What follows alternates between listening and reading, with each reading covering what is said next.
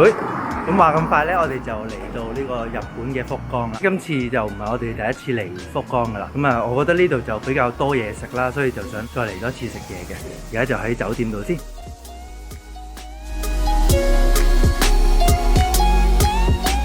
我哋今次嘅旅行呢係2月頭去嘅，當時呢香港就正面對疫情嘅一個高峰期啦。由於政府完全冇咁嘅能力去提供足夠嘅口罩俾市民，甚至乎醫護人員呢，令到全香港人呢都喺度瘋狂搶購口罩。我哋今次去旅行嘅主要目的呢都係為咗揾口罩，其實玩都係其次嘅啫。我唔知出呢條片嘅時候嗰個疫情個狀況會係點啦，但我希望大家都健健康康啦。因為我哋都一路都會揾口罩啦，所以你喺呢條片呢都會見到福岡唔同地方口罩供應嘅情況嘅。點解我哋嚟福岡呢？其中揀佢一個原因呢，就因為佢市中心離機場好近啊，基本上半個鐘頭就出到嚟啦，咁就可以即刻揾嘢食啦。喺餐廳之前呢，我哋經過一間藥妝店，有包賣1000 yen 5個嘅口罩，但係就冇寫係咪合規格嘅。我哋覺得有啲貴，所以就諗住再行下先。咁其實福岡呢個地方呢，最主要可能你都會聽過，就有分博多同天神呢兩個大區啦。今次我哋就住喺博多隔離少少一個叫紫園嘅地方，近中洲嗰邊。中洲都係一個好出名嘅地方啦，就係屋台咁樣啦。咁我哋都有機會都會去試下嘅。頭先呢，係我人生第一次喺日本食鰻魚飯。之前呢，我喺東京嘅時候都見過有間鰻魚飯好出名嘅，喺赤羽嗰條片嘅時候。咁但係嗰間嘢就太貴啦，嗰邊好似成4-5千 yen 一個鰻魚飯，咁呢度都係2-3千。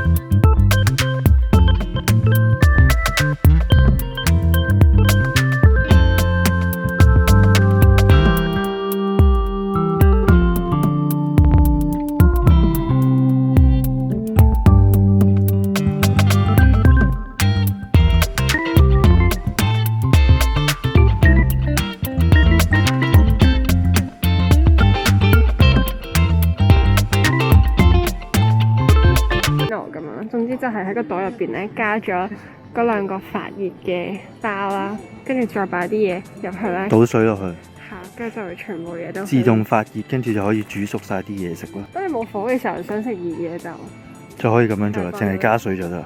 日本製，跟住呢個呢，就係防止營入邊有倒汗水嘅，裏邊有支蠟燭嘅。咁你點咗佢，擺咗喺個營入邊呢，朝頭早就唔會出倒汗水噶啦。咁呢仲要撞啱佢哋特價啊而家，所以就睇下買唔買到嘢先，唔講住啦。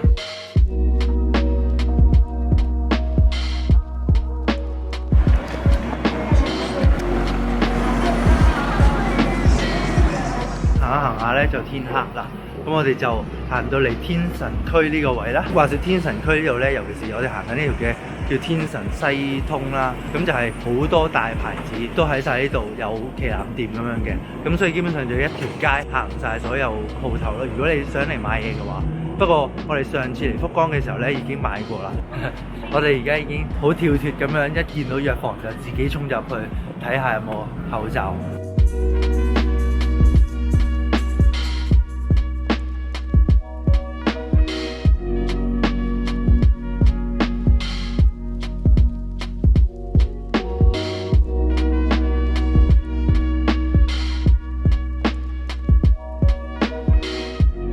我留意到福岡周圍咧都有好多好有特色嘅建築物設計啦，我唔知道係咪淨係福岡係咁樣啦。咁但係佢哋無論喺外形上面、設計上面或者用料方面咧，都好花心思嘅。當然亦都可能因為佢哋城市裏邊唔夠地啦，可能要捐窿捐罅都要起到層樓出嚟咁樣。Even 呢度嘅差館咧，亦都係用一個透明嘅玻璃設計，一眼就望晒入邊噶啦。一打開門就揾到人幫手，絕對唔會咧喺市民有需要嘅時候咧就閂咗個警署，連報警嘅電話號碼咧打都冇人聽嘅。咁呢，今日原本就係諗住去遠啲嘅地方，叫做係島嘅。嗰邊係外邊有啲打卡位啊，有啲生蠔食咁樣。咁但係天氣就真係太唔好啦。而家就轉咗少少行程啦，去個近少少叫能古島嘅地方，睇下去唔去得成啦。因為都始終驚天氣情況。咁我次次去旅行都係落雨嘅啫。上次去嗰度叫咩？箱根又係咁樣，真係慘。有冇人咧都係好中意聽日本交通燈過馬路嘅聲嘅？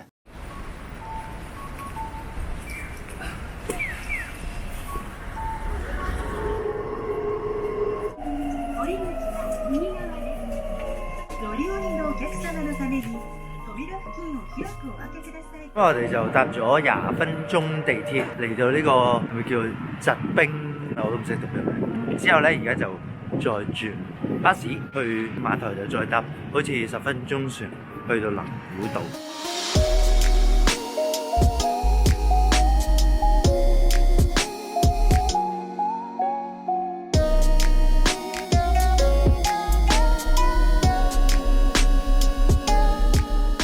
由碼頭去到能古島呢，船程只係15分鐘嘅啫，所以都係當地人呢放假會去嘅地方嚟嘅。我想話呢，日本人真係好盡責。呢一位船員呢，成程船呢，佢都真係企喺度望住出邊海面嘅情況咁樣。呢方面真係好佩服佢哋。咁話咁快呢，我哋就到能古島啦。一落船呢，即刻感受到嗰個氣溫呢，同埋即刻大風咗好多啊！因為郊外地方嘛。如果嚟到呢個能古島，但係真係好 L 大風咁樣，不如入去呢個觀光 centre 度。我哋中伏中咗一個點啊！連呢度連鋪頭都冇開，有大風，跟住而家又凍，呢度蒙蒙地都可以望到福岡市，望下。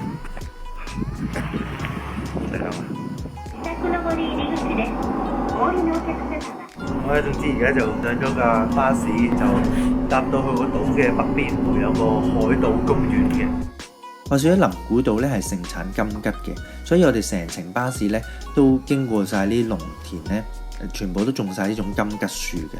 佢哋全部都好大個，即係大過個橙咁滯。同埋一陣喺公園入邊咧有個小賣部，佢都會賣一啲同金桔相關嘅產品，例如係金桔蜜或者金桔酒呢啲。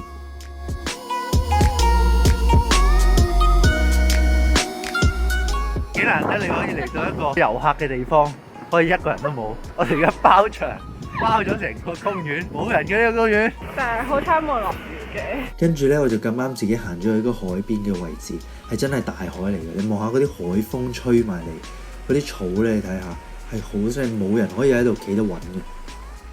好啦，跟住而家咧，我就派一個弱不禁風嘅人咧，平時將我隻手都會俾風飄起嘅人過去感受下嗰個風啊！你撳晒你啲嘢啊！未啊，未到啊！前面嗰張凳嗰度，嗰張凳嗰度，快啲 go go go！吹喐嚟啦，喺張凳度，張凳度。哇！好啲啦！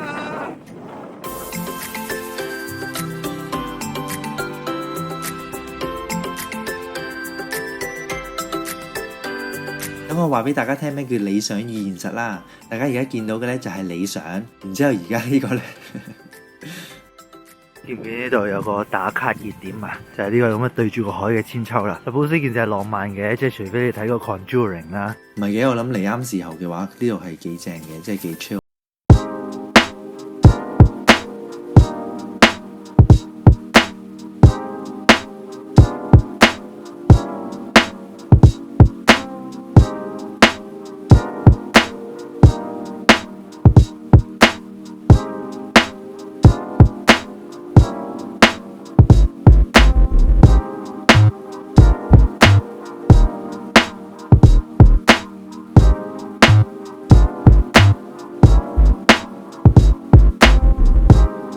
隻手已經係喺個 cafe 入邊咧，有個收音機加 CD 機加 cassette 帶機咁嘅嘢。咁啊，cassette 帶係咩嚟嘅咧？我都唔知喎，我都唔係嗰年代嘅。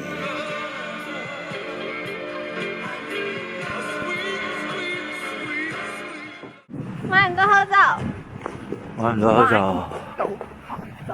我哋喺能古島翻嚟啦，翻嚟呢個碼頭附近嘅呢個鎮度咧，揾咗幾間大型嘅超市都冇。咁而家咧最後啦，入嚟呢間 Eon 嘅 Super Mall 咁樣咧，係無敵大嘅，即係係 warehouse 咁樣嘅。啲人係嚟呢度 park and shop 嗰個 size 啊嘛。我哋最後搏一搏，希望呢度咁大間有口罩啦。唉，我喺聽。每一個商場我哋都見到呢個咁嘅架，我哋喺好老遠見到呢個咁嘅架呢，已經唔使行埋嚟都知道發生咩事。好，last一日，我哋諗住就去呢個柳橋聯合市場，佢有另一個名就俾人叫做福岡嘅廚房啊。佢本身係一個街市咁樣啦，所以好多商販咧都會喺嗰度入貨嘅。竟然突然之間咧，呢度就落起雪落嚟啦！落起雪落嚟好似好大雪。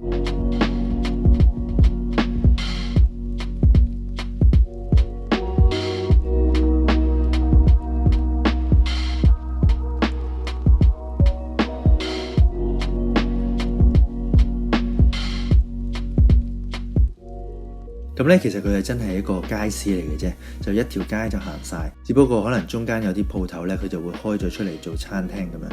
因為佢係街市嘅關係咧，所以如果大家想嚟嘅話咧，我建議盡量朝頭早嚟。我哋嗰日都嚟咗呢度食個早餐嘅。留意我下一條片啦，應該有一條片係會講呢個福岡有啲咩嘢食嘅。咁啊，翻香港先。大家如果之後仲有興趣我嘅旅行片嘅話咧，可以 subscribe 咗個 channel， 撳埋隔離個鐘仔。如果覺得我呢條片拍得好嘅話咧，可以 like 咗佢。我條 channel 入邊咧仲有其他嘅旅行片、露營片嘅，撳埋入去睇下。我係 Dixon。